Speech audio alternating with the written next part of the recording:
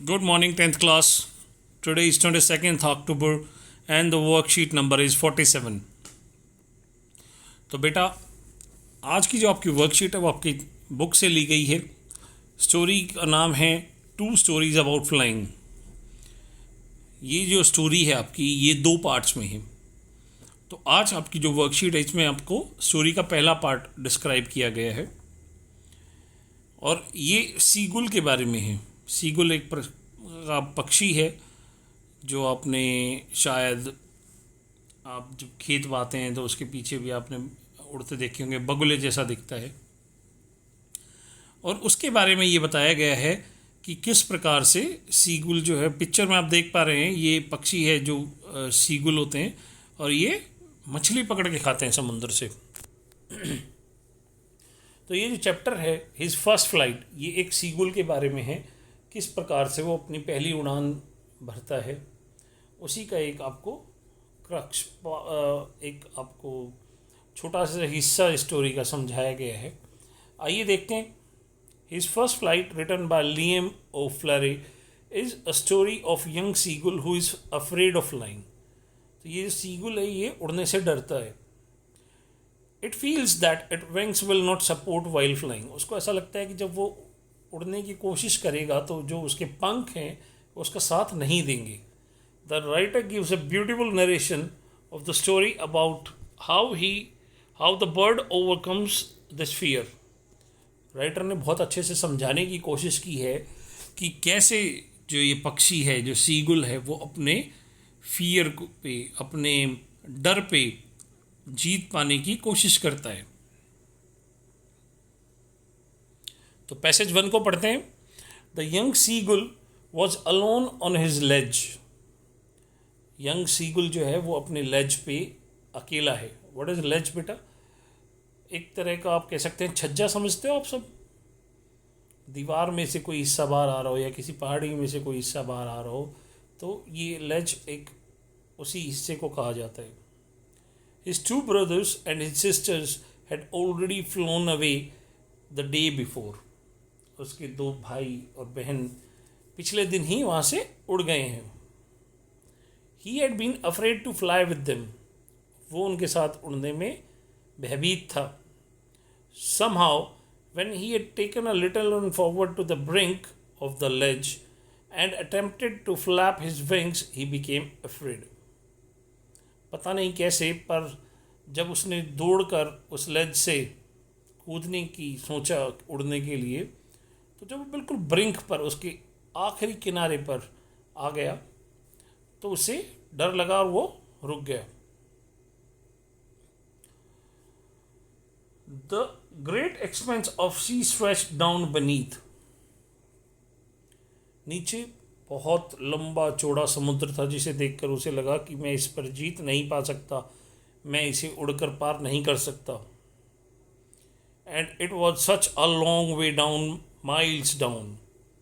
और जिस पहाड़ी से जहाँ से वो कूदने की सोच रहा था उड़ने के लिए, वहाँ से समुद्र भी बहुत नीचे था, बहुत गहराई पे था.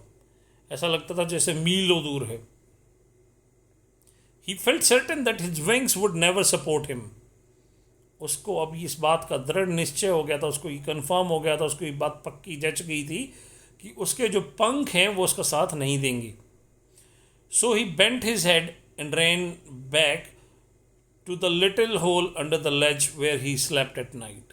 तो इसलिए वो मुड़ा और वापस भाग गया उस छोटे से छेद के अंदर जो उसके लेज के नीचे था जिसमें वो रात को सोता था. That was 24 hours ago. और ये 24 घंटे पहले हुआ था. Since then, nobody had came near him. तब से कोई भी उसके पास नहीं आया था. The day before, all the day long, he had watched his parents flying about with his brothers and sisters, perfecting them in the art of flight. 24 घंटे से उसके पास कोई नहीं आया था और पिछले दिन का उसे याद है किस प्रकार उसके जो पेरेंट्स थे, उसके मम्मी और पापा, उसके भाई बहनों को उड़ने की कला में निपुण कर रहे थे. Teaching them how to skim the waves. उनको सिखा रहे थे किस प्रकार से वो वेव्स के ऊपर तैर सकते हैं. स्किम जो होता है बेटा, स्किम इज़ जैसे आप मट्ठा को मत कर उसमें से मक्खन जो होता है वो लेयर पे आ जाता है ना, इसी तरह से वो सिखा रहे थे कि किस तरह से आपको लेयर के ऊपर रहना है। And how to dive for fish, और किस तरह से आपको गोता लगाकर मछली को पकड़ना है। He had in fact seen his elder brother catch his first herring and devour it। In fact उसने देखा था कि अपनी पहली मछली को, अपनी पहले खुराक को किस प्रकार उसके भाई ने पकड़ा, और डिवोर होता है बेटा उसको फाड़ देना, उसको अपनी दांतों से फाड़ दिया था, अपनी चोंच से उसने फाड़ दिया था उस मछली को खाने के लिए। Standing on a rock while his parents circled around raising a proud crackle। एक पत्थर पर बैठकर वो, जब उसका भाई उस मछली को फाड़ रहा था खाने के लिए, तो उसके जो पेरेंट्स थे वो ऊपर उड़ते हुए किस तरह से आवाज़ें कर रहे थे, जैसे वो बहुत ही खुश हैं अपने बेटे की इस कामयाबी के ऊपर, उन्हें प्राउड फील हो रहा था। And all the morning the whole family had walked about on the big plateau midway down the opposite cliff, taunting him for his cowardice।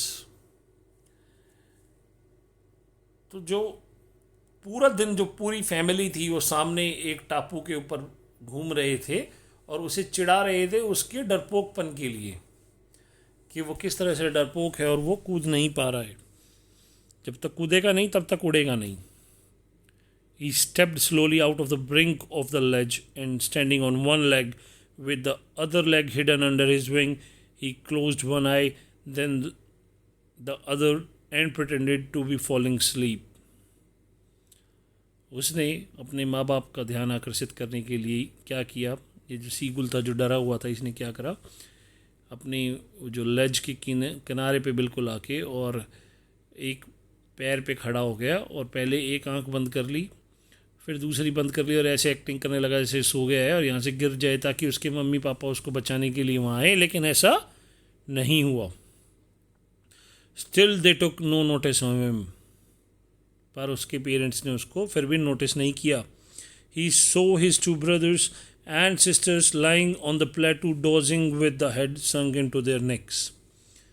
उसने देखा कि उसके जो भाई और बहन थे वो डोजिंग मतलब वो नींद की तैयारी में थे, ऐसा हो रहा था जैसे सोने वाले हैं, वो बासियाँ ले रहे थे, लटके ले रहे थे। His father was peering the feathers on his white back. उसके जो पिता थे वो अपने कमर के जो पंख थे, पर थे उसके, उनको पियर कर रहे थे, उनको साफ कर रहे थे, उनको पहना कर रहे थे, उनको दांत से। अपने पक्षियों को देखा होगा, अपने जो खराब पंख होते हैं उनको तोड़ तोड़ के निकाल देते हैं ताकि उनकी जो पंख है वो नए पंखों को जगह मिल पाए। Only his mother was looking at him. सिर्फ उसकी जो मदर थी, उसकी जो माँ थी, वो उसकी तरफ देख रही थी।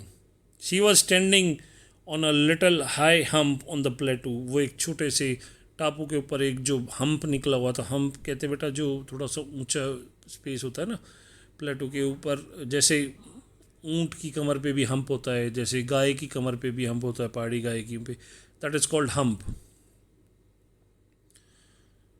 हर वाइट ब्रेस्ट थर्स्ट फॉरवर्ड, और जो पक्षी जब खड़ा होता है तो आपने देखा होगा उनकी छाती आगे की तरफ निकली होती है। Now and again she tore at a piece of the fish that lay at her feet and then scraped each side of her beak on the rock. वो हर थोड़ी देर में क्या करती थी कि एक मछली जो उसने अपने पैरों के नीचे दबा रखी थी उसको, उसके एक टुकड़ा फाड़ती थी और फिर अपने चोंच को पत्थर पर रगड़कर और पैना करने की कोशिश करती थी। तो ये पैसेज आपकी स्टोरी से लिए गए हैं। अब इन्हीं में से क्वेश्चंस आपसे पूछे गए हैं, तो आइए देखते हैं क्वेश्चंस और साथ साथ उनके आंसर्स भी। आपके पास टोटल 8 क्वेश्चंस हैं, जिसमें से 6 क्वेश्चन आंसर हैं, 7वां आपको वर्ड मीनिंग की तरह पे और 8वां आपको खुद सोच कर लिखना है। तो मैंने आपके लिए कुछ कर दिए हैं, आइए देखते हैं किस प्रकार से हम इन्हें सॉल्व करेंगे। Why was the young seagull afraid?